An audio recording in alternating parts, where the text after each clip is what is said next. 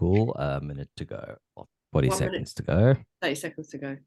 Yeah, so it's I've committed to it for 12 months. And at the end of 12 months, I'll see where I am. There's two different ways they teach you to trade: quick turn, smart money. I'm doing quick turn. But I'm learning. I'm just going to learn because I want to make myself self-sufficient at some point. So yeah, that's why I did it. Yeah, which is you've got to take the bull by the horns at some point, haven't you? So yeah, I'm a bit of a risk taker. People, I don't 10 realise seconds. it's all right. Yeah. Probably talk right up until you'll hear the jingles start anyway. So okay, yeah. People don't sort of understand. People like to play it safe, it seems. And I'm like, well, no. Kindasound, tuning in for change. And you're live. And welcome to Kindasound this morning on this lovely frosty Sunday in the UK. It's absolutely beautiful out there at the moment. It's all glistening and the sun is coming up. So this is the Reality Bite show with me, your host, Wendy Smith. And this morning I have the absolutely beautiful and lovely soul who is Sarah Filleul with me. Thank you for joining me, Sarah. Pleasure. So Sarah is an energy medicine worker and kinesiologist. And I'm not going to tell you too much about her. She only came into this about 5 years ago. But obviously, as you guys know who listen and view the Reality Bite show, we like to go over people's lives. So, Sarah, I always like to give people a bit of background before we get into what you do now. So, sort of where did you grow up? Was life easy for you? What challenges did you have?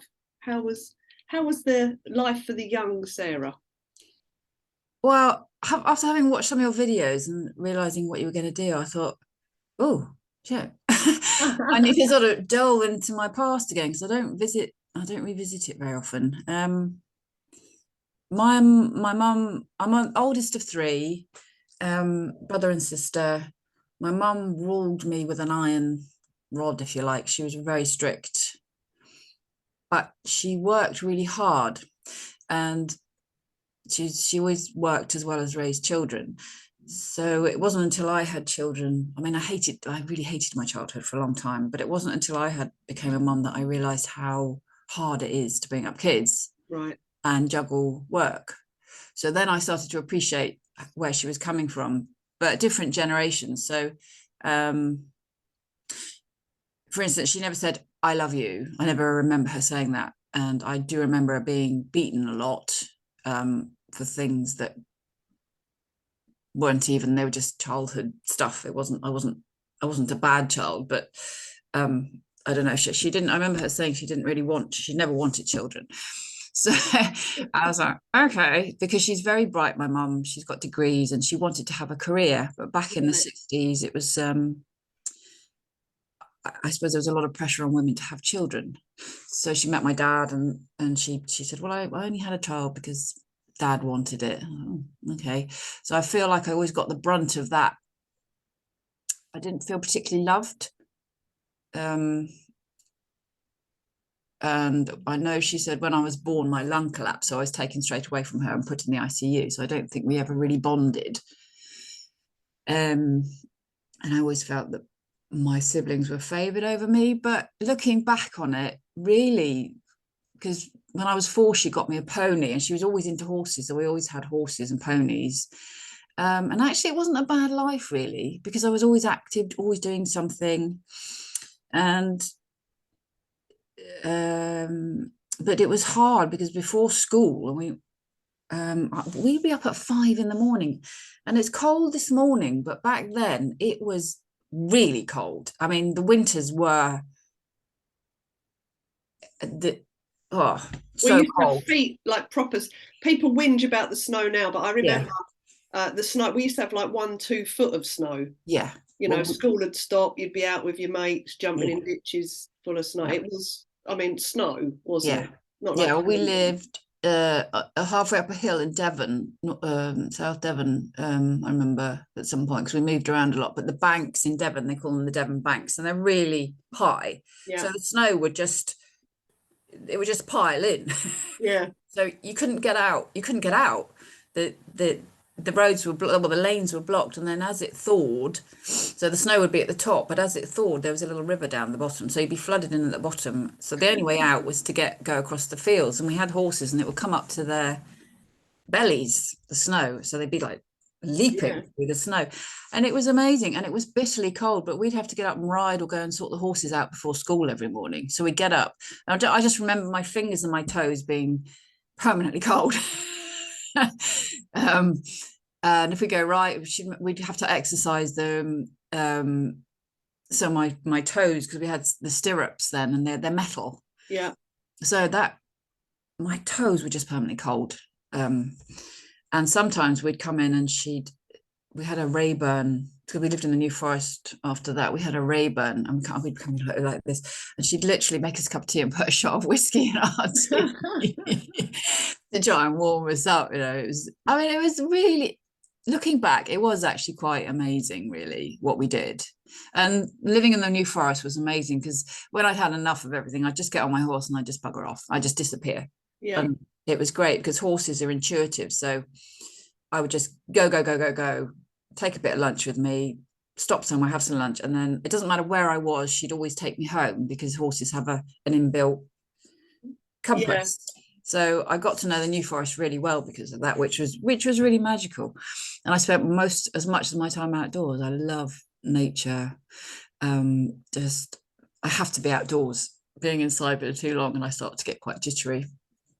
I know that you've said so many similarities, because my sister she had a pony before I did, but my mum, the same thing. She had horses growing up. Yeah. So we grew up. My fondest memories were every Saturday we used to get dropped off at the riding school, and you'd go and muck all the ponies out, and then you'd go and get to go and have a ride. And horses were a big escape. In my childhood, until I discovered motorbikes. But that's another story. Yeah. So, but how beautiful though to grow up in Devon and the New Forest. I mean, they're two of my favourite places in the UK. Yeah, definitely blessed. I mean, it was hard because when you've got them, you don't ever. I didn't ever have a day off. That you don't get any downtime. That every day was get up, go and sort the horses out, and then you can start your day. And there was tack cleaning, and there was mucking out. I always smelled of horse poo, which was. I think Mum, we had these barber jackets, like the wax jackets, but you can't clean them. And I wasn't aware of the fact that if I put this jacket on, it smelled like horse poo. And it was my only jacket. So everywhere I went, I imagined people were like, what is that? And it was me, but I was completely, you're oblivious of it when it's you. And there were so many embarrassing situations. And my brother and I, there was 2 years between us, so we used to fight like cat and dog, well, maybe you don't, but sibling rivalry. And I remember one morning we'd had a disagreement about something, and my mum had dropped us at the stables to muck the horses out, and we were always fighting, but we literally had a horse poo fight. Because I think I dropped some horse manure from my stable on his bit, and he'd gone, well, I don't want that, and he chucked it at me. So that was it. And because when Mum came back, we were just covered, well, you can imagine. And she was livid, because we were just meant to be cleaning out the horses and then going off doing whatever. And because we hadn't done it, and we'd made such a mess because we'd literally been throwing poo at each other for hours.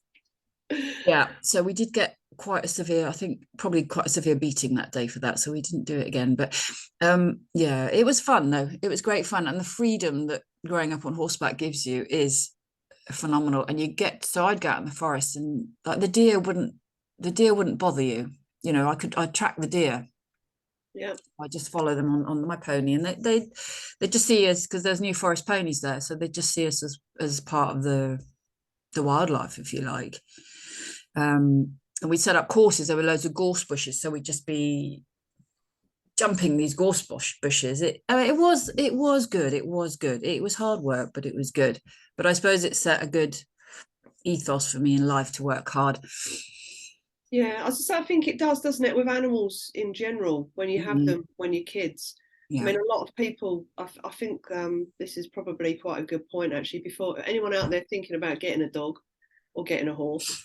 Like you say, it's it's literally a 24-hour-a-day thing. It's not something you can pick up and put down. Especially with dogs as well. I know so many people through lockdown, they were like, yeah, let's get a dog. And then 2 years later, they're giving the dog up to a dog's home because they didn't realise how much hard work it actually is. We don't tend to consider things, do we? But I think that upbringing with the horses, it builds a lot of resilience in you as well, doesn't it? Like you say, and the ability to be able to get up and keep going because there's no one else that's going to do it. Yeah, massively. And we've always had animals. We had guinea pigs, we had bunnies, we had dogs, we had cats. It just seemed to be, and my siblings have both carried on that tradition. But me, as soon as I was free, because as the eldest, my siblings got sent to boarding school, so I was then left with doing all of the work for their ponies as well as mine. So I didn't get sent away, and I was the one that worked. So I worked in, my mum had the local post office and store, so I worked in there, and I looked after all the animals, and I went to school. And yes, I was sort of, I felt like I was the dog's body of the family, really. Yeah. But it and I was terrible at socializing. So for some reason, my mum didn't let us socialize. She didn't let me socialize with any of the local kids. So going to school for me was this shock of first day at school was traumatic because I was sort of put in this, I don't know, this blaze with all these other children. And I was sort of,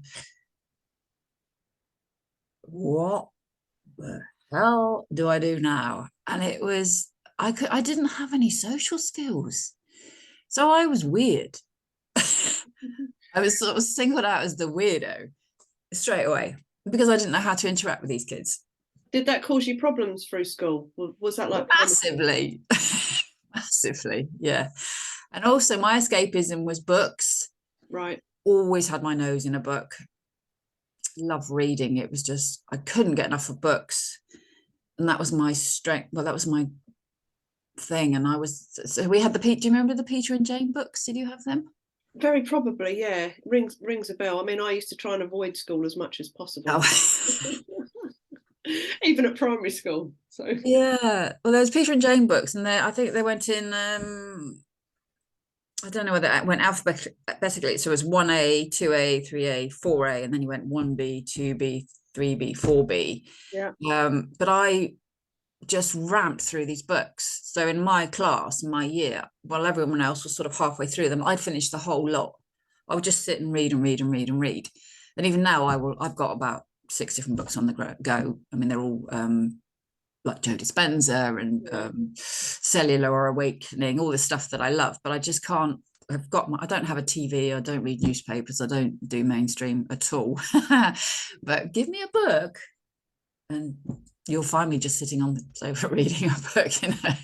Yeah, I think it's I know this is going to sound weird, but I think reading is a skill nowadays because it's so easy with all these podcasts and everything's digital. I mean, I've same as you, whole bookshelves. Yeah.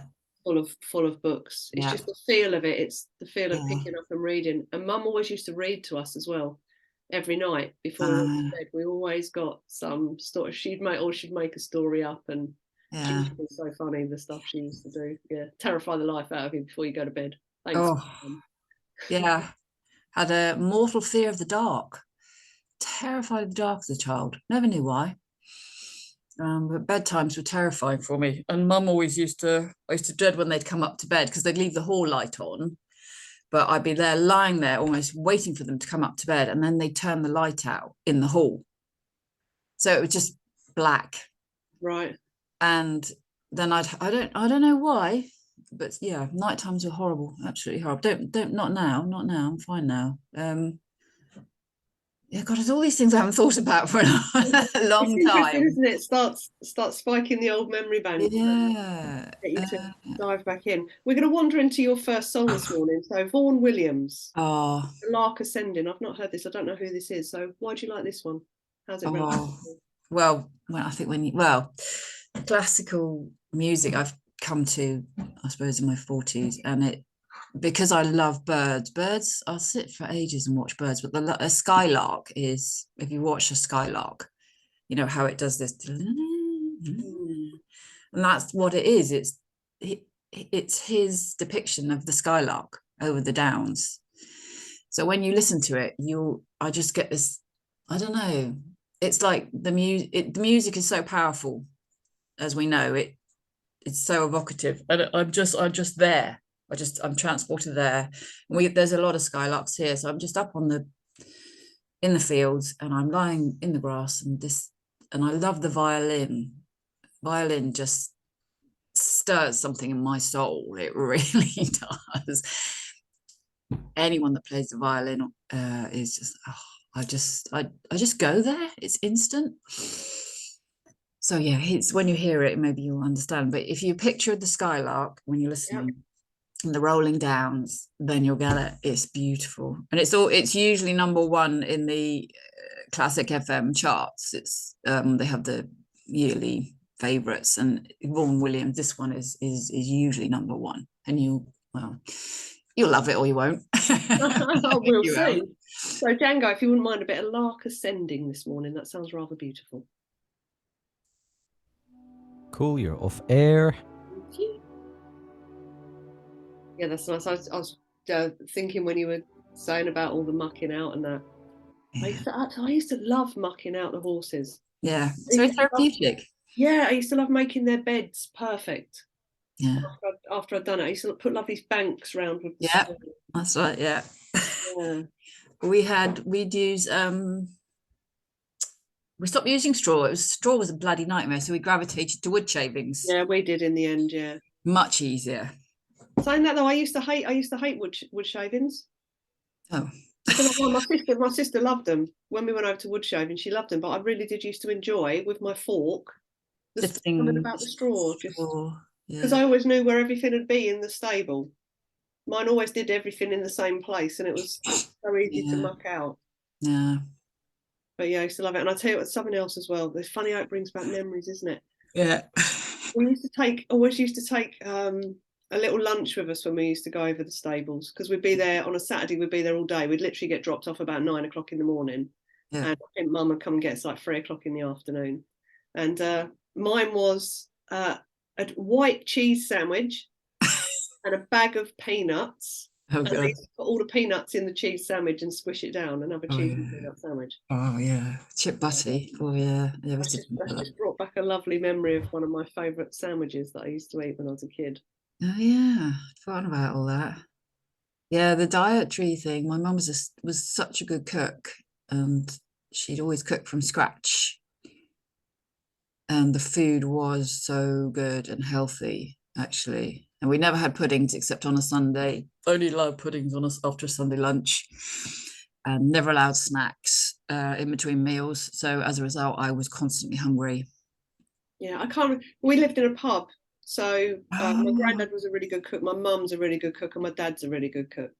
So we were the same. Our food was, it's all home cooked food. You never had anything out of a packet, or everything would be cooked from scratch. And I don't think Mum. No, she didn't. Mum never used to make desserts. It was my auntie Gwen who used to make desserts. She used to love anything sweet. Yeah, that generation did. Yeah, Auntie Gwen I think is 4 years older than my mum. 79, Auntie Gwen's 83, 84. Yeah. And I remember Gwen looked after me and my sister when we must have been 14, 15. She moved into the pub for 2 weeks because Mum and Dad wanted to get away. We didn't want to go on holiday at that point, and they wanted to go away. And I remember Gwen every night of the week made a cake of some description. So there'd be like a chocolate fudge cake or chocolate brownies or trifles, or there would be something every night of the week. And I remember Mum came back. She walked in the pub and looked at me and my sister and just said to Gwen, "What the hell have you done to my children?" Because like in 2 weeks we'd sort of, all my clothes were really tight, but Gwen would be like, "Oh, eat what you like. Go on, have a bit more, have a bit more, have a bit more." And we were like, so we had basically a 2-week cake fest and probably put on about 3 stone between the pair of us. Yeah. Mum was horrified when she got back. So yeah, soon slapped us back into shape. Yeah. Yeah, you just reminded me, my parents bought a pub. I suppose we can talk about that. So we what I would have been about 20. Yeah, and so I spent from like 20 to 27 working in this bloody pub in the kitchen. Oh, it was horrible.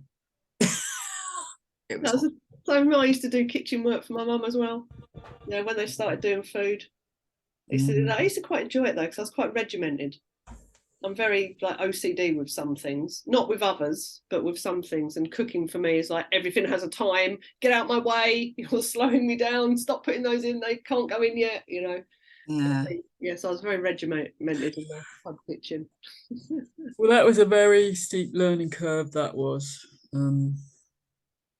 Being very introverted and shy, and then suddenly chucked in. They bought a pub in Somerset, and then suddenly just chucked in at the deep end with this pub culture. It was, so we had a public bar and a lounge bar, and the public bar had all the locals in it, and they were predominantly men. Yeah. And I remember going in there and being like, just wanting the ground to open up and swallow me up, because I was terrified, absolutely terrified, because they all look at you. I was like, okay, new landlord, oh, landlord's daughter, you know. Yeah. What the hell? Yeah, ours was the same. We had Grandad and Granny had the pub before Mum and Dad, and then they swapped over when they wanted to retire. And so we moved in there when I was about 5-6 years old. And it used to be, I used to hate it. I have to call round the bar because everyone in the bar would be going, come on. My nickname was Womble. Come on, Womble. Come and say hello. Look at all the 30 seconds to go. Yeah, it used to be, like you say, terrifying. But it's such a good upbringing. It stopped me judging people and all sorts of stuff because everybody's money was the same colour. Yeah. As far as the parents were concerned, once you get over that. But it still made me a little bit, like you say, introverted. Even though I can be extroverted, I'm more of an introvert. And I think it was through that, just all these people wanting to talk to you all the time. Yeah. You become the centre of attention. Yes. 10 seconds. Thank you, Mango. Yeah, it's fascinating. We've got very similar histories. Yes. We have, actually. It's like a pattern match in two different parts of the country. Kindasound Radio, the station for a global community. And you're live. And welcome back to Kindasound Radio this morning with my gorgeous guest, Sarah Filleul, on the Reality Bite Show. So we've been talking a little bit of childhood. You've had quite, as far as I'm concerned, an idyllic childhood. I know there's a bit of, you used to get beaten a bit here and there, but the childhood itself sounds quite idyllic. You said when you went to school that because you turned up and you'd not really socialised with children, it was not really the nicest place on the plane of existence for you. When you went through that and got out of primary school and got into senior school, was it the same sort of thing? And did you, out of curiosity, sort of have an idea of what you were going to do for a job? Had you sort of started thinking about life at that point, or were you in the point where you just wanted out of the environment? Well, I wasn't allowed, it's going to sound strange, I suppose, but I was brought up not to think for myself. So even though I questioned everything, my mum didn't. So if I asked a question about something, her standard answer was, "Oh, don't be so stupid." So I grew up thinking I was innately stupid, right? Because that was her standard reply. So I stopped, and that's probably why I went into books so much, because I could read the books and absorb the knowledge without being judged. So I learned an awful lot through reading. And so because we moved a lot, so oh gosh, this is bringing back, so the first senior school I went to, can't remember now. It was a convent. It was a convent, so it was run by nuns. So they were so strict, very strict. It was an all girls. Again, I was just a weirdo, because my mum was a stickler for, you got to wear the exact uniform, you got to have your hair in plaits, you've got no makeup, you have to conform.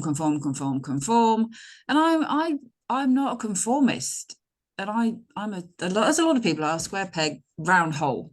Yeah. But I was also brought up just to do as you're told, don't question, just do as you're told, which is what I did. And I remember people, so-called friends of mine, asking me to do things that I wasn't supposed to do, but me just being like, well, always do as you're told. So I would do these things and then I'd get into trouble. But I say, but so-and-so told me to do that. Completely innocent. I would say I was quite severely autistic. actually, looking back now and seeing my son, who is, I would say, very autistic, and I look at him and I think, wow, that's me. That was me. So I learned coping strategies, basically, how to survive. It was a jungle for me. It was horrible.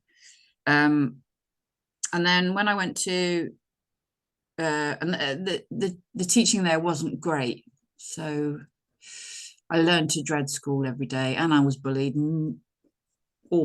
terribly bullied for being odd. And then when I went to the comprehensive in the New Forest, so I went from all girls, strict nuns. Yeah. My mum, what she did, oh my God, she set me up. So the uniform for the convent was a cream shirt, blue and gold stripy tie, blue and gold tartan long skirt, wool skirt. So very smart. The uniform for the comprehensive was brown. It was just a brown skirt, white shirt, very boring brown jumper. So completely the opposite. Yeah. Now she hadn't got her stuff together to get me a new uniform. So you can imagine I walked, she said, well, you can go in your old school uniform. Okay, Mum. Turned up in this beautiful, immaculately turned out blue and gold uniform. Of course, that was it. And everyone else is in this brown and dingy. I stood out like a Belisha beacon. And I probably had to wear this uniform for a week before she got me the brown one. So it was just, I didn't stand a chance. so not the best start in comprehensive, no. And the girls there were different. So I mean, they wore mini skirts and makeup and heels. It was just completely alien to me. And so I was just, oh look, victim. Yeah. Not just the girls, the boys as well. Yeah. So that was tough. But again, I learned a lot about myself and a lot about human nature, and very steep learning curve. But back to your question, because I'm getting sidetracked. We had to do, I had to do the 11 plus or something, which I must have failed miserably. And I wanted to be a vet. And I remember saying, the headmaster asked me, so what do you want to be? And because I was growing up, I've always grown up with animals, I was, I want to be a vet.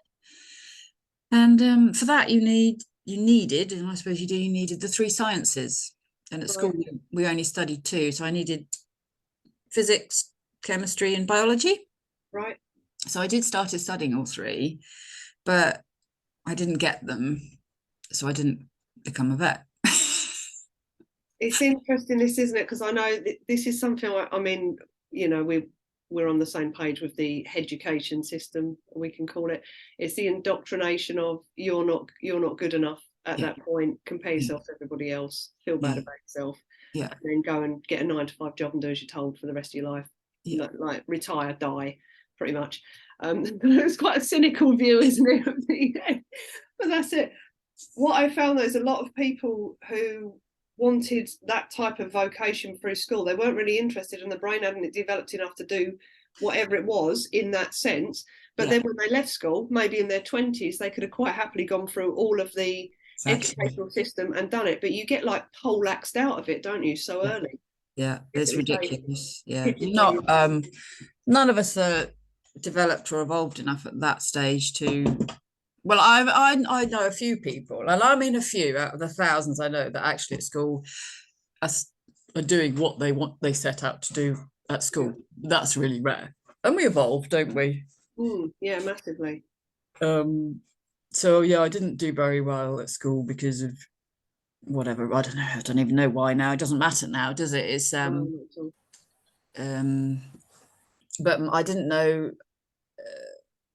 Because I wasn't given free will when I finished school, I didn't have a clue what I wanted to do, so I couldn't be a vet. So I just thought, my mum and dad had already decided my future, as it turned out, and they said, well, you can go to catering college. And I was like, okay, all right then, all right. Dutiful little daughter went to catering college and studied hotel management, and they'd had this plan in the back of their mind, so they'd already decided they were going to buy a pub because they were going to sell the post office.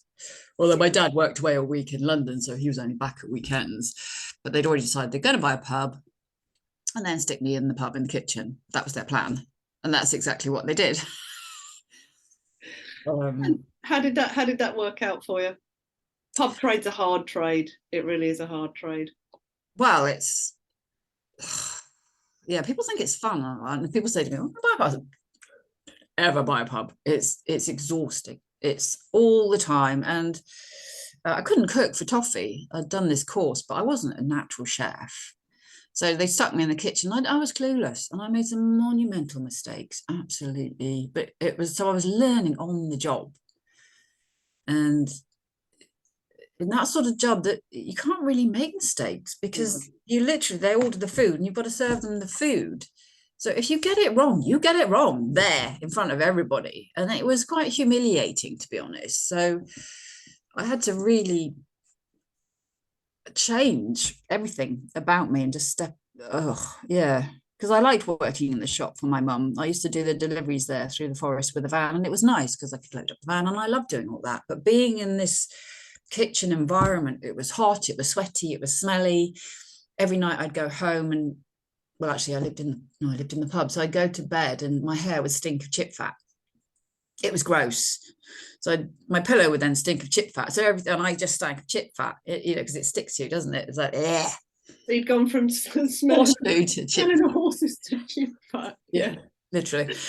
Yeah, and you're working so from 20 to 27 I worked there. So that's the age when you should be out having fun and partying. And no, little me was every Saturday, every bank holiday working in that damn pub.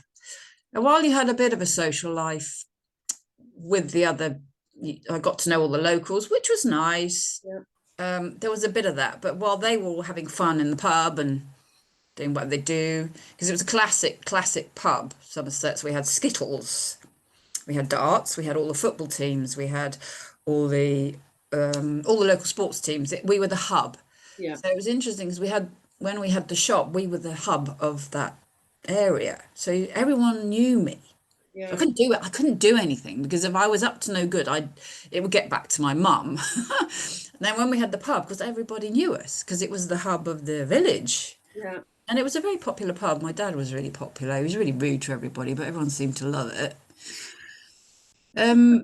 So it's like you don't really have a private life either. You're just under the spotlight all the time, and you know everything about everybody. And but I learned a lot about women and men, for instance, and who I was, because you have to. It's kind of thrive or die. Pretty much. I mean, as a social, when I look back at it now, it's like a mad social experiment. Yeah. The stuff that you would see, human behaviour, nature, patterns in people, and it's very, very, very interesting looking back now. I never regret having the experiences. And like you say, friends always used to go. They used to think living in a pub was really exciting. So they'd always be like, "Oh, can we come round and play on we had a Space Invader tabletop game, machines, darts, and the same as you, Spit and Sawdust pub." But it'd be we wanted to get out of the pub. We wanted to go to their normal houses and see what like a normal family looks like. But everyone would always be like, "Oh, it must be great living in a pub," and it was in some ways growing up as a kid. But then you had the flip side of it as well. Like I say, mum and dad, stressful working environment. Yeah, and we had all the horses as well. So I was doing all of the horses because my brother and sister weren't around then. I don't know where they were. So I was looking after the horses and running this damn kitchen. So that was my life. Totally my life.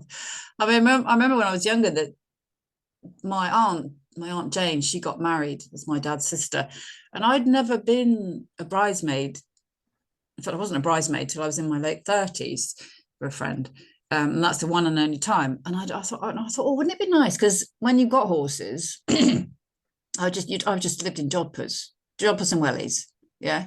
I didn't have any pretty dresses or anything. And I sort of had this thing of, oh, it'd be really nice to dress up and put a pretty dress on and be feminine. I didn't know feminine then, but, and I was really excited that my aunt had asked me to be a bridesmaid. And anyway, my mum had other ideas as usual. And there was this gymkhana on, because she'd make us go to gymkhanas and do the competing at weekends. And there was darn Gymkhana that weekend, and she made me go to and I remember being really upset because I wanted to be this bridesmaid. She made me go to this bloody Gymkhana. Just wanted to put a pink fluffy dress on for once. Just once, and not be this smelly horse poo girl. Leading us into song number 2 this morning, Diane Arkenstone, The Angel's Voice. Oh wow, you'll probably recognize this if you this is from that lovely Joe Dispenza week. Okay. It's one of his songs on one of the meditations. It just transports me back to that week of pure magic. Bliss, yes. It was amazing. Let's have a bit of bliss and magic this morning then, Django, if you don't mind. The Angel's Voice, please. Oh. Lovely, you are off air. Oh, yeah. Yeah. I know this one, yeah. Yeah, it does, doesn't it? The funny thing, this is just making me chuckle listening to you, Sarah, because my cousin got married. I must have been, it was before my accident, because I didn't have my sticks and stuff. So I must have been like 16 years old. Yeah. And my cousin Karen got married. And Auntie Gwen made us. She actually made the bridesmaids' dresses and over these big pink fluffy things.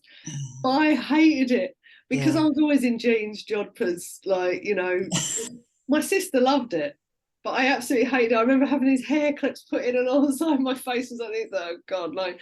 And when we were at the church, all of our mates came down, like all of our motorbike friends and our car friends, to watch in that. And I just remember everybody like pointing and laughing at me.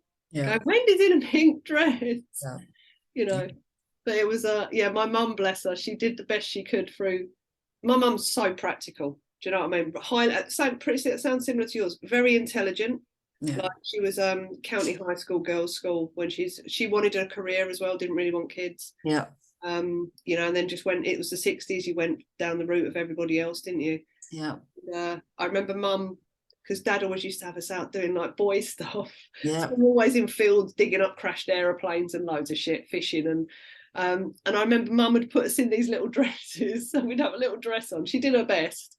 She put us in a dress with a little tights and our wellies on, you know, but we'd come back literally covered from head to foot in mud. So in the end, I think we just ended up in like trousers and jumpers. Yeah, that reminds me. She did used to make our clothes actually sometimes, and she made this lovely outfit for me for a wedding. So she made a skirt and these little waistcoats, but they were really cute actually. So yeah, there was a few weddings where I got to dress up, but that was rare. And because I was always never taught never to ask for everything, I never felt speaking up and saying, "Well, Mum, could I please have some nice girly stuff?" You just didn't ask my mum. You got what you were given and you were grateful for it. And that was it. There was no, even at school, I remember there was a school trip organised to go somewhere. Oh, don't even know where it was now. But I didn't go. And they'd talk about money and say, "Oh, you know, we can't afford them." So I never asked. I wouldn't ask to go on the school trip because A, I knew it would cost money, and B, also I didn't have any friends. So I was like, well, if I go, I'm going to be completely isolated. So there's no home to go to, which is safe at the end of the day, you know, with a group of people that don't really like me, or I felt didn't really like me. So yeah, it was quite, it was interesting, really. I don't regret it. I'm not talking about it with bitterness. It's just interesting. It's just different. Yeah, very different childhood. We grew up in, because we didn't move about, so I suppose mine was a bit different. Grew up in a small village, and it was the same thing. Everybody knew you, and because you were the pub kids, everybody knew you. So same thing. Like my dad, if we'd gone and done something like burn 2 miles of hedges down, by the time you got home, Dad would already know it was you. Yeah. You know what I mean? It was like, it didn't take long to go through the grate, but by the time you walked in the door, he'd go, "Right, do you want to tell me what you've just done?" Yeah. Like, what do you know? Yes, trying to outsmart. Oh, sorry, it's just Django. Yeah. It was just me laughing in the background, sorry. Starting to hear the old childhood now, Django. We did some fun. And small towns are like that. It's also the gossip. Yeah. You know, massively, anyone does anything and then it spreads through the town. Yeah, Chinese whispers. I remember falling. I'd been out one day on my horse, and we jumped one of the barriers because they have these wooden barriers that go down to stop cars going into the forest. And we just jumped this barrier like we always do, and something happened. I don't know whether she did something, and I ended up literally face planting the floor. And cowback, she left me. And we were miles from home. And she just went home without me. So of course she turned up at the shop at the post office. I don't know whether she jumped the cattle grid, because there were cattle grids. She might even have jumped it because she was an ex-racehorse, so she wasn't pretty. So she, or somebody would have, or she would have been stopped at the gate, but everybody knew she was my 30 horse. seconds. Yeah. So. Oh, right. The whole of the village was out looking for me, scouring for me. So everybody knew that I was missing. I had to walk. It took me hours to get home, and nobody knew where I was. No. They just found the horse and gone, "Oh, Penny, where is she? Where is she?" Yeah. Yeah. It was 10 seconds. One thing is I have a power outage at 10. So right, we might be going over time today. Right, we'll be straight off at 10 o'clock, Sarah, when we hit it. Sorry about that. And you're live. And welcome back to Kindasound this morning with my lovely guest, Sarah Filleul. So, Sarah, we've been pretty much through childhood. We've just been chatting off air as well. The similarities are just so funny. So we've just been, anybody listening to this goes up on YouTube as well. So if you want to know what we chat about in the breaks, please tune into the YouTube video as well, because you get some lovely added extras in there. But I wanted to sort of wander into, so you did seven years in the pub. Yeah. And then did you always, with the energy medicine and the kinesiology, did you always have an interest in that, or not really, just wasn't even on your radar? Didn't even know about it. Yeah. That came, so once I left the pub, I studied horticulture and I loved it. So I got really into the soil and the seasons, and because I already loved nature, it seemed like a natural progression. And then I started up my own business, had my own gardening business for years and had the kids. So I brought my kids up pretty much on my own. I think we split up when I was, I think my son would have been about 5 or 6. And I had a daughter who would have been 2 years younger. Well, she's 2 years younger. But it was my son. So I was really ill. I didn't know why I was ill, but I always had stomach problems, terrible stomach problems. Right. The doctor said, oh, it's irritable bowel or whatever. But this went on for years. And it started with when I was 18 from having antibiotics, and I got the candida, and yeah. And so the stress of life in the pub. So for years it was quite debilitating. It was really debilitating. And then I think my son would have been, like, the universe has this wonderful way of, there's something quite magical about him. He got into the spiritual side before me. He was doing yoga and crystals, and I could tell you some stories, but he came into my bedroom one day and he just threw this book on the bed, and it was Letting Go, David Hawkins. You know David Hawkins? No, I've not heard of him. Oh, amazing. So I just said, okay, it's a book. I'll read it because it's a book. I picked up, started reading it. And it blew my mind. And this was my 17-year-old son. Yeah. And I just intuitively trust things. He was the one that got me into Bitcoin as well, actually. He said, oh, he came in again and I said, Mum, here, I've been taking all these notes. This is Bitcoin. You've got to start trading Bitcoin. And I was like, oh, what the hell is Bitcoin? Anyway, so again, I looked in, and he was right. But he was right about this energy stuff. So David Hawkins talks about, he's got this, the levels of consciousness, and he's got you get over, I think it's 200. So you go from fear, greed, apathy, hate, you raise your vibration. This is the vibration. This is all the judgments and stuff. So you get up.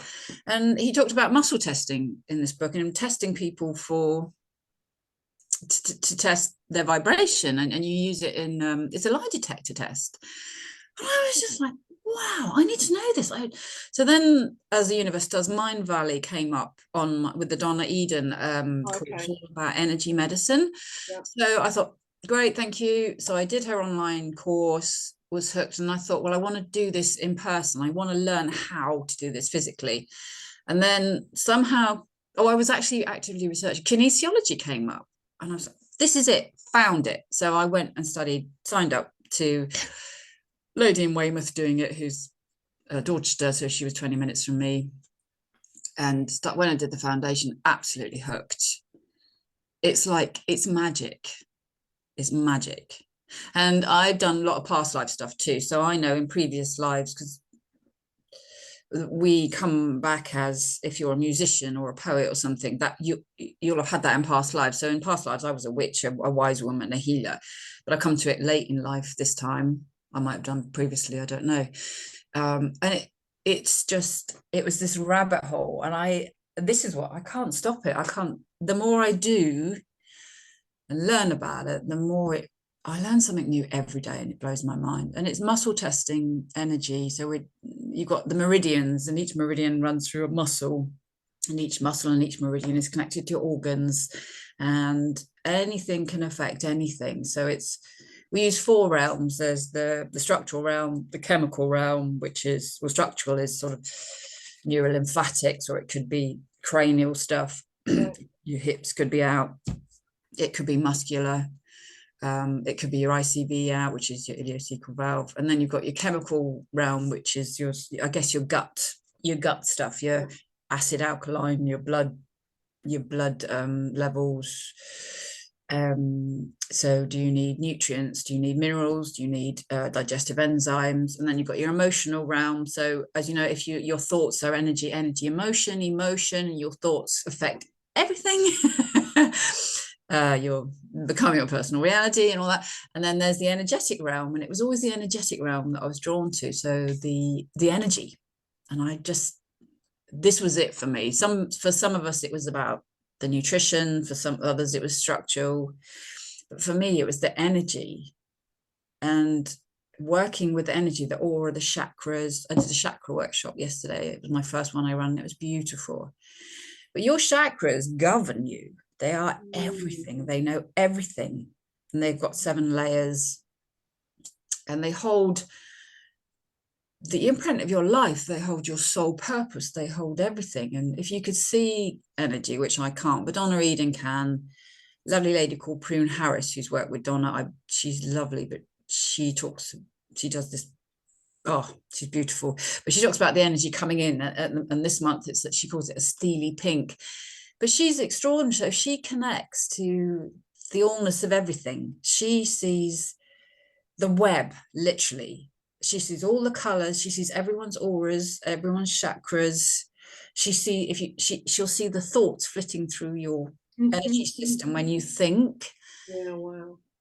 Yeah, amazing. So I love her work, and I would love to be able to see the energy. But I feel the energy. So when I'm working, and the more I do it, the more I feel it. And it's such an amazing modality, kinesiology. So I teach a little group on a Tuesday where I'm teaching people about this and introducing people to it. And it blows people's mind when I do a muscle test on them. So I put their arm out, test it, it's strong. So I'd say, right, you say your name. They say their name. Now I say, my name is Fred, which is not their name. And their arm will go like that. And then like, what just happened there? So it's a lie detector test, but it's a way that we track for imbalances. So I'll test a particular muscle to find out which meridian it's on. So then I know which organ system it's going wrong in. And then I'll ask, well, which realm? And is it structural? Is it chemical? Is it emotional? And I'll get the answer I need just by what the test is with the muscle. And then we can surrogate. So for animals, we can use it. So if there's something up with my little dog, I'll have a friend over and I'll take the collar from the dog and put it on my friend, and my friend becomes the dog. So we surrogate. It's amazing. Yeah. I've done it with trees. So I've got a friend, I met this lovely, beautiful friend, Audrey, and when we go out sometimes, there might be a sick tree, for instance. So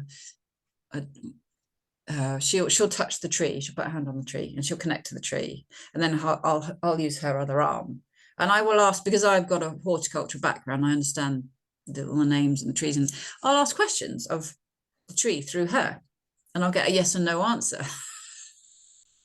So I can find out what's going on with the tree. That's how connected we all are. Yeah, I think that's what, again, our whole process of, I bang on people, go, oh, you're always banging on about indoctrination. It's like, well, until everybody understands the processes we've been through to put us into the space of not connecting to everything, we're not ever going to be able to change anything. Yeah. You've got to become aware of it first, haven't you? That it's all energy, vibration, frequency. Yeah. Everything is, and everything is connected. There's no separation, but we've been taught separation. Yeah. We've been taught we're separate to everything. We're not. No. It's one beautiful big system, isn't it? Yeah. I meet people. I went to a party last night, and I'm always drawn to the people that seem to, it's just like there's a knowing there. So I just sat down next to she's a gardener, actually, this other chap, but I started talking about this stuff, and I bring it up, and sometimes the response I get is like, okay. But these two, I was like, they just totally got it. They totally got it. And I seem to be drawn to people. It's like your vibe attracts your tribe, doesn't it? And what you get back. And it is so true. And it blows me away. And I'll meet people that I think, I know you. Why do I know you? But they're so familiar. And then this little voice will say, oh, past life. You've known them before. And it's true. And when you go into the quantum and do things like quantum hypnosis, and we can do regression in kinesiology. So I can take I get my fist and I put it into their solar plexus and ask, is there anything that we need to go back to find? Because sometimes the symptoms they're not necessarily obvious where they come from. So we're like onions. We've got layer upon layer upon layer of trauma, which is built up. So what we do is we put in a mode called priority mode, and what's the priority? What needs fixing first in order that everything else can start to come into balance? So we peel away all the layers until we get to the root cause. And sometimes it only takes maybe peeling away 3 layers, and then everything, it's like the domino effect. Everything else can go, oh, great, that's been shifted. Now I can balance. Now I can come back to my center. And it's amazing. And people have holes in their aura, literally. There'll be a hole, and I can muscle test for that. So I'll just move the energy and fill in the hole and figure 8, because there's all these wonderful, if you could see the aura, you'd see these amazing figure 8s all over your body, all through your aura. It's all figure 8s. It's the DNA, it's the infinity strand. And people that are poorly will be something called homolateral. So the energy isn't crossing over, because we know the left brain controls right side, right brain controls left side. Well, that's because that's what the energy does. It does this. So if you're not functioning properly, if you've got depression, it's a safety mechanism which the body does. It makes you, if you're ill, you'll go homolateral because it slows you down. So you're only operating at 50%, but it slows you down to stop. You keep going, you keep just getting sicker and sicker. But if perhaps in cancer patients, this happens, but they're not, and they're having treatment, but they're not healing. So they're still homolateral. So one of the best things they can do is figure 8 and cross crawl, which is you're doing this. Yeah, I've seen Donna Reedon do that. I've watched one of her videos. She does it, and one of my old trainers, Kath Temple, amazing woman, she used to get us to do lots of cross stuff just to get our energy going in the morning before we did the training courses. And that's so key. So for cancer, that's really, really, and if someone's got depression, they'll be homolateral. So they do the cross crawl, and they get the energy, train it back to start crossing over, and then things will start to come into coherence again.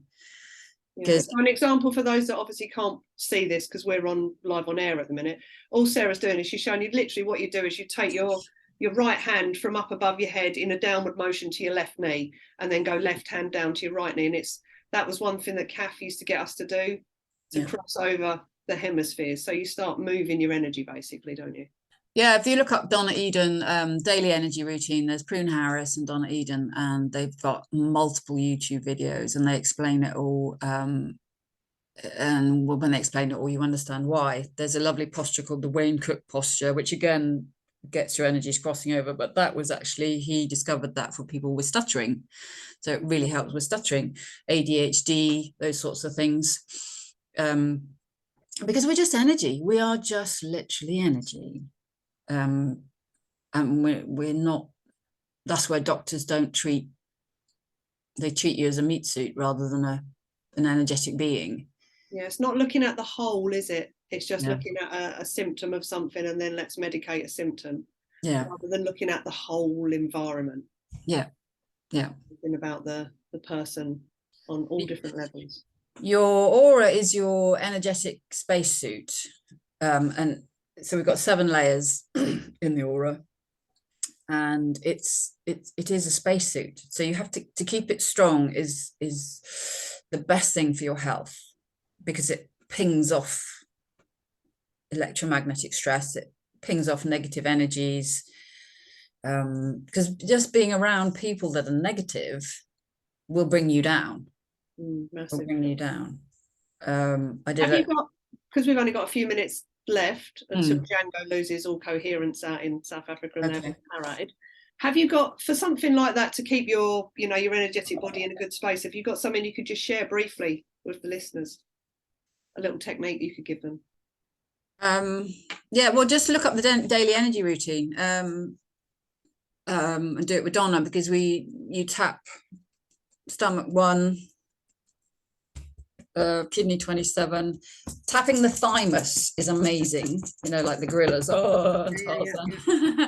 And then spleen 21. But yeah, daily energy routine, Donna, and it's a 5-minute thing, and you can do it really easily. Connecting heaven and earth, so you're connecting your heaven, your yin and your yang, and it's amazing. But there's hundreds of videos on YouTube for it. So yeah, I'd watch that and I would do it daily. And once you set it in, it's the most powerful thing you can do. Okay, I'll add that into my routine then, because I don't do anything like that. I go to the woods and have a walk and connect in nature, but yeah, as in like those energy movements. So Sarah, if people want to contact you then to find out more about you or to find out what you do, how do they get hold of you? I'm just setting up a website at the moment, so because I'm just setting up my practice proper now. So probably just have to phone me or email me. Because you have a social media presence as well, don't you? I do, yeah, on Facebook. Yeah, What I'll do is I'll add the link of that onto the video when it goes onto YouTube. Yeah, thank you. So I just want to say thank you so much for joining me this morning. It's been an absolute pleasure to find out about you. Thank you, Wendy. It's been great, actually. It really, really has.